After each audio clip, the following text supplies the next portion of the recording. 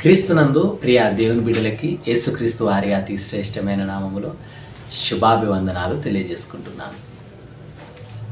న్యాయాధిపతులు 11వ అధ్యాయం నుండి కొన్ని వచనాలు మనం ధ్యానించుకుందాం. గిలాదు వాడైన యెఫ్తా పరాక్రమం గల బలాఢ్యుడు, అతడు వేశ్య కుమారుడు. గిలాదు యెఫ్తాను కనను, గిలాదు భార్య అతనికి సహోదరులను కనగా వారు పెద్దవారై యెఫ్తాతో, నీవు అన్య స్త్రీకి పుట్టినవాడవు గనక మన తండ్రి ఇంట నీకు స్వాస్థ్యము లేదనిరి. యెఫ్తా తన సహోదరుల యొద్ద నుండి పారిపోయి టోబు దేశమును నివసింపగా అల్లరి జనము యెఫ్తా యొద్దకు వచ్చి అతనితో కూడా సంచరించుచూ ఉండెను. ఇక్కడ యెఫ్తా యొక్క తండ్రి పేరు గిలాదు అని, అతని యొక్క తల్లి వేశ్య అని పరిశుద్ధ గ్రంథంలో రాయబడి ఉంది. మనం గమనించినట్లయితే భార్య అంటే గిలాదు భార్య అతనికి కుమారులను కన్నది. కుమారులను కన్న తర్వాత వారు పెద్దవారైన తర్వాత వారు యెఫ్తా యుద్ధకు వచ్చి ఏమంటున్నారంటే, నీవు అన్య స్త్రీకి పుట్టినవాడవు గనక నీకు మన తండ్రి స్వాస్థ్యములో నీకు భాగం లేదు అని యెఫ్తాతో అంటున్నారు. మరి చిన్నతనం నుండి ఈ విషయం మరి వారు చెప్పడం జరిగిందా, లేదంటే వారు చిన్నప్పటి నుండే ఆ యొక్క అన్య స్త్రీకి పుట్టినవాడు అనే ముద్ర వారిలో ముద్రించకపోయిందా అనేది మనకు తెలియదు. కానీ వారి యొక్క హృదయంలో ఒక కపటోపాయము తలపుంచిల్లు. ఏంటిది అని అంటే, నీవు అన్య స్త్రీకి పుట్టినవాడవు. మరి అంతకుముందు అన్య స్త్రీకి పుట్టినవాడవని తెలియదా, పెద్దవారైన తర్వాతనే తెలిసిందా అని అంటే, అంటారు కదా మ్రొక్కై వంగనిది మానై వంగునా అని. అంటే వారి యొక్క చిన్నతనం నుండి ఆ బీజం అనేది, ఆ యొక్క అన్య స్త్రీకి పుట్టినవు అనే ఆ యొక్క భావజాలాలు అనేటివి వారి యొక్క సహోదరుల యొక్క హృదయాల్లో నాటకపోయినాయి. అవి ఎంతలా నాటకపోయినాయి అంటే యెఫ్తా యొక్క హృదయాన్ని గాయపరిచే విధంగా మాట్లాడడం మొదలుపెట్టారు. ఏమంటున్నారు ఇక్కడ 2వ వచనంలో మనం గమనించినట్లయితే, గిలాదు అతనికి కుమారులను కనగా వారు పెద్దవారై యెఫ్తాతో ఏమంటున్నారంటే, నీవు అన్య స్త్రీకి పుట్టినవాడవు గనక మన తండ్రి ఇంట్లో నీకు స్వాస్థ్యం లేదు. యెఫ్తా ఏం చేసిండు అని అంటే, తన సహోదరులు పెట్టే ఆ బాధకు భరించలేక, మరి అంతే కదా, ఎవరైనా సరే ఒక విధమైన బాధ తట్టుకునేంత వరకే ఉంటుంది. కానీ బాధ తట్టుకోలేని స్థితిలో ఉన్నప్పుడు వారు అక్కడి నుంచి వెళ్ళిపోవడం జరుగుతుంది, లేదా పారిపోవడం జరుగుతుంది. యెఫ్తా కూడా అదే విధంగా చేసిండు.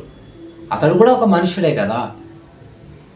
తన సొంత సహోదరులే వచ్చి నీకు స్వాస్థ్యం లేదు అని ముఖం మీదనే చెప్పడం అనేది అసలు తట్టుకునే ఆ క్యాపబిలిటీ అనేది యెఫ్తాకు లేదు. ఎందుకంటే చిన్నప్పటి నుండి తన అన్నలతో పెరిగిండు. తను ఒక కుటుంబంగా వాళ్ళు క్రియేట్ చేసుకున్న ఆ కుటుంబంలో, ఆ కుటుంబ వ్యవస్థలో లీనమైపోయాడు. ఎవరు? యెఫ్తా. నా అనుకున్నాడు కాబట్టి అతని గుండె గాయమైపోయింది. అసలు ఆ గాయమైన గుండెతో ఎక్కడికి వెళ్ళిండు అని అంటే, టోబు దేశానికి వెళ్ళిండు. టోబుకు అర్థం ఏంటిది అని మనం గమనించినట్లయితే, పరిశుద్ధ గ్రంథంలో ప్రతి ఒక్క దాన్ని దేవుడు ఎందుకు రాసి ఉంచాడు అని అంటే, దానిలో ఉన్న అర్థాన్ని మనం తెలుసుకొని వాటి ప్రకారంగా మనం జీవించాలని దేవుడు కోరుకున్నాడు. కాబట్టి పరిశుద్ధ గ్రంథాన్ని మనకిచ్చాడు. పఠించ శ్రేష్టమైన గ్రంథము బైబిల్ గ్రంథం. టోబుకు అర్థం మనం చూద్దాం. టోబుకు ఎందుకు వెళ్ళిండు అని అనేది మనం ఇంతవరకు ధ్యానించుకున్నాం. ఎందుకు వెళ్ళిండు టోబుకు అని అంటే, సహోదరులు వచ్చి చెప్తున్నారు మన తండ్రి ఇంట్లో స్వాస్థ్యం లేదని. అలా అన్నప్పుడు ఎవరి హృదయమైనా గాయపడుతుంది కదా. ఈ రోజులలో కూడా తల్లిదండ్రులు బ్రతికున్నప్పుడు ఎవరు ఏమి మాట్లాడట్లేదు, కానీ కొందరైతే మాట్లాడుతున్నారు. ఏమని అంటే, మాకు ఆస్తి మంచి ఇవ్వండి, మేము వేరుంటామని, అది వేరే విషయం. కానీ తల్లిదండ్రులు ఒక్కసారి చనిపోయిన తర్వాత లేదా వారు దూరం ఉన్నప్పుడు ఆ సహోదర ప్రేమ అనేది కోల్పోయి వీళ్ళందరూ. నా తమ్ముడు పేగు దంచుకొని పుట్టిన ఇద్దరం ఒక తల్లి కడుపున పుట్టినామనే ఆ ప్రేమ అనేది లేకుండా పోయింది. ఈ రోజులలో ఏ విధంగా తయారయ్యారు మనుషులు అని అంటే, ఆస్తి కోసం సహోదరులు అంటే అన్నదమ్ములు చంపుకునే విధంగా, అన్న తమ్ముడినైనా చంపుతున్నాడు లేదా తమ్ముడు అన్నయ్యనైనా చంపుతున్నాడు. కుటుంబాన్ని విచ్ఛిన్నం చేసుకుంటున్నారు. ఎందుకంటే ధనాపేక్ష అన్ని కీడులకు మూలం. ధనం అందరూ సంపాదించుకోవాలి. వాక్యం కూడా సెలవిస్తుంది, ఇదిగో ఎవడైతే జ్ఞానము కలిగి జీవించడో వాడు బుద్ధిహీనుడిగా ఎంచబడతాడని, ఎవడైతే శ్రమించడో వానికి ప్రతిఫలం అనేది దక్కదు అని బైబిలే చెప్తుంది. కానీ ఈ రోజులలో ఏ విధంగా ఉన్నారంటే, అది బయటి ప్రపంచంలో ఉన్నదే కాదు, క్రైస్తవ్యంలోనికి కూడా పాకింది ఆ విషయం. ఈ రోజులలో సంఘంలో కూడా ఏ విధంగా తయారయ్యాలో చూసింది కదా మీరు. ఎన్నెన్ని గొడవలు, ట్రోలింగ్స్ చేస్తున్నారు దాని మీద. నాకు అదే బాధాకరమైన విషయం జరుగుతుంది. ఎందుకు సహోదరులు ఐక్యత కలిగి నివసించడం ఎంతో మేలు, అది ఎంతో మనోహరము అని 133వ కీర్తనలో ఉంది కదా. ఎందుకు అర్థం చేసుకుంటలేరు? దేవుని యొక్క వాక్యాన్ని హృదయంలో చేర్చుకుంటున్నారేమో తెలియదు, కానీ దాని జీవితంలో పాటించట్లేదు. అయితే టోబుకు అర్థం మనం తెలుసుకుందాం. టోబుకు అర్థం ఏంటిదనంటే, యెహోవా మంచివాడు, తర్వాత మంచితనము, ఒక మంచి మనుషుడు. నిజమే కదా, తన సహోదరులతో గొడవ పడకుండా అక్కడి నుండి పారిపోయిందంటే యెఫ్తా మంచోడనే కదా అర్థం. పరిశుద్ధాత్ముడు చూసారా ఎంత అసలుకు అతను వెళ్ళిన స్థలం యొక్క అర్థం కూడా ఎంత బాగుంది. నిజానికి చెప్పాలంటే యెఫ్తా చాలా మంచివాడు. ఎందుకనంటే తన సహోదరులతో గొడవ పెట్టుకోలేదు. మీరు ఎలా మాట్లాడతారు, నాకు స్వాస్థ్యం లేదని? మీరే అంటున్నారు కదా మనకు తండ్రి ఒకడే అని, మరి తండ్రి స్వాస్థ్యంలో నాకు లేదా, భాగం లేదా అని గొడవ పెట్టుకోవచ్చు. కానీ ఎంత మంచోడు యెఫ్తా. నిజంగా అసలు ఆలోచిస్తే యెఫ్తా యొక్క క్యారెక్టర్, తన సహోదరులతో గొడవ పెట్టుకోవద్దనే ఒక్క కారణంతో పారిపోయిండు. అసలు ఎంత మంచి మనసు ఉంటే ఆ విధంగా చేయాలి. నిజంగా గాయపడిన మనస్సు అయినా కానీ యెఫ్తా యొక్క మనసు అనేది ఎంత మంచి మనసు చూసారా.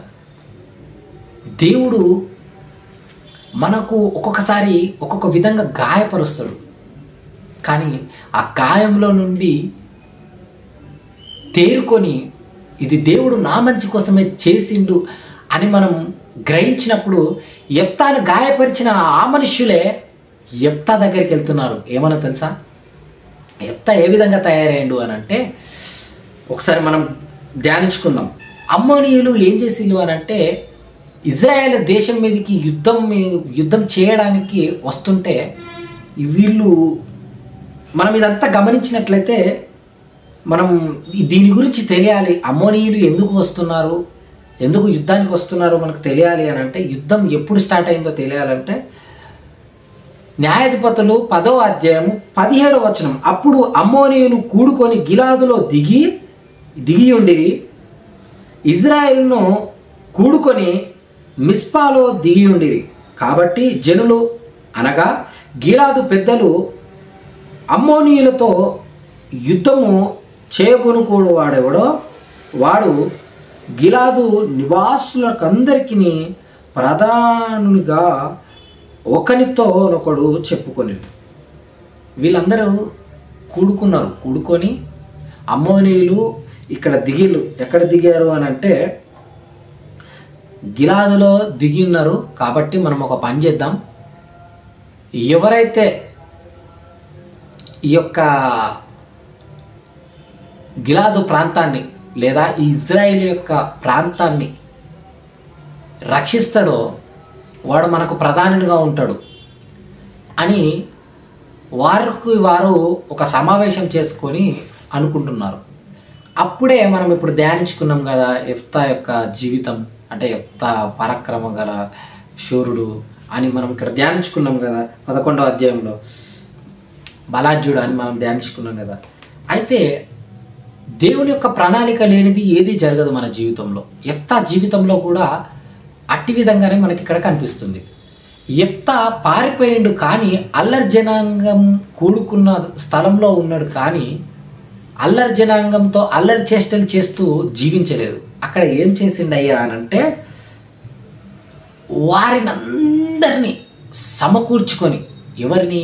అల్లరి జనాంగాన్ని సమకూర్చుకొని ఒక యోధులుగా వారిని తీర్చిదిద్దిండు. మనం కూడా మన జీవితంలో ఎదురయ్యే ప్రతి విషయాన్ని ఒక యుద్ధ కవచాలుగా మనం ధరించుకొని ముందుకు వెళ్ళేవారిగా ఉండాలి. చూడండి, యెఫ్తా యొక్క జీవితము మనం గమనించినట్లయితే అన్నలు తరిమేశారు, కానీ అల్లరి చిల్లరిగా తిరగడానికి అతను ఇష్టపడలేదు. నేను ఏదో ఒకటి సాధించాలనే పట్టుదల, సంకల్పం అనేది యెఫ్తా జీవితంలో మనకు కనిపిస్తుంది. వారు యెఫ్తా దగ్గరికి వచ్చి ఏమంటున్నారంటే, అయ్యా నువ్వు మాతోటి రా, అమ్మోనీయులు మా మీదకి వస్తున్నారు, నువ్వు మాతో వస్తే యుద్ధం మేము గెలుస్తాం అని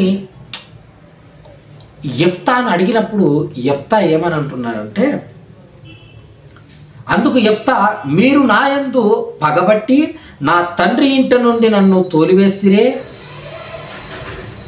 ఇప్పుడు మీకు కలిగిన శ్రమలో మీరు నా యొద్దకు రానేలా అని గిలాదు పెద్దలతో చెప్పాను. అప్పటి గుర్తుకొచ్చినాయి యెఫ్తా యొక్క జీవితంలో పాస్ట్లో జరిగిన ఆ సంఘటన ఒక్కసారి గుర్తుకొచ్చింది. మీరు నన్ను ఆ దినము తండ్రి ఆస్తిలో స్వాస్థ్యం లేదని నన్ను పంపించేలే, ఇప్పుడు ఎట్లా వచ్చి నన్ను అడుగుతున్నారు, నన్ను ఎలా అడగాలనిపిస్తుంది మీకు అని అన్నప్పుడు వారేమంటున్నారో చూడు. అప్పుడు గిలాదు పెద్దలు, అందుచేతనే మేము నీ యొద్దకు మళ్ళీ వచ్చితిమి, నీవు మాతో కూడా వచ్చి అమ్మోనీయులతో యుద్ధము చేసిన ఎడల గిలాదు నివాసులమైన మా అందరి మీద నీవు అధికారి అవుదు అని యెఫ్తాతో అనేది. అందుకే ఇప్పుడు వచ్చినాం, అప్పుడు నిన్ను పోగొట్టుకున్నాము కాబట్టే ఇప్పుడు నీ యొద్దకు వచ్చాము, నువ్వు మా దగ్గరికి రా, అమ్మోనీయులతో యుద్ధం గెలిస్తున్నట్లయితే నువ్వు మా మీద అధికారిగా ఉండు. అలా అన్నప్పుడు యెఫ్తా ఏమడిగిండో ఒకసారి మనం ధ్యానించుకుందాం. అందుకు యెఫ్తా, అమ్మోనీయులతో యుద్ధము చేయుటకు మీరు నన్ను గిలాదుకు తిరిగి తీసుకొని పోయిన మీదట యెహోవా వారిని నా చేతికి అప్పగించిన ఎడల నేనే మీకు ప్రధానుడు నవుదునా అని గిలాదు పెద్దలను అడగగా, అందుకేమంటాడంటే యెఫ్తా, నేను అమ్మోనీయులతో యుద్ధం చేసి గెలుస్తా, అయితే దేవుడు నాకు ఆ విజయం ఇస్తాడు, అప్పుడు నేను మీ మీద అధికారిగా ప్రధానునిగా ఉంటానా అని గిలాదు పెద్దలతో అడుగుతారు. యెఫ్తా యొక్క జీవితం ఏ విధంగా మారింది అని అంటే, తన తండ్రి ఇంట్లో స్వాస్థ్యము లేదని వెళ్ళగొట్టిన వారే యెఫ్తా నీవు రావాలి, నీవు వచ్చి మా మీద అధికారిగా ఉండు అని అడిగే స్టేజ్కి వెళ్ళిపోయాడు. అంటే ఆ యొక్క ఆ స్థాయికి దేవుడు చేర్చాడు. దేవుని యొక్క ఉన్నతమైన భావాలను యెఫ్తా యొక్క జీవితంలో చూడొచ్చు మనం. నిన్ను తృణీకరించిన వారిని నువ్వెంత మాత్రము తృణీకరించవు, ఎందుకంటే వారు నీ యొద్దకు మరలా వచ్చెదరు. తృణీకరించబడిన రాయి తిరిగి అది మూలకు తలరాయిగా మారింది. ఎందుకు? యెఫ్తా యొక్క జీవితం మనకు ఒక నిదర్శనం. నిన్ను ఈరోజు ఎవరైనా తృణీకరించారా? నిన్ను ఈరోజు ఎవరైనా నువ్వు మాకు వద్దు అని అనుకున్నారా? వారే తిరిగి మళ్ళీ నీ యొద్దకు వచ్చి నువ్వే కావాలి అయ్యా, నువ్వు మా మీద అధికారిగా ఉండు అని యెఫ్తా యొక్క జీవితంలో జరిగిన విధంగానే మన జీవితంలో కూడా దేవుడు చేస్తాడు. యెఫ్తా జీవితాన్ని గమనించినట్లయితే మనకు యోసేపు జీవితం కూడా యెఫ్తా యొక్క జీవితం లాగే కనిపిస్తుంది. దేవుడిచ్చిన వాక్యం దీవించునుగాక. ఆమేన్.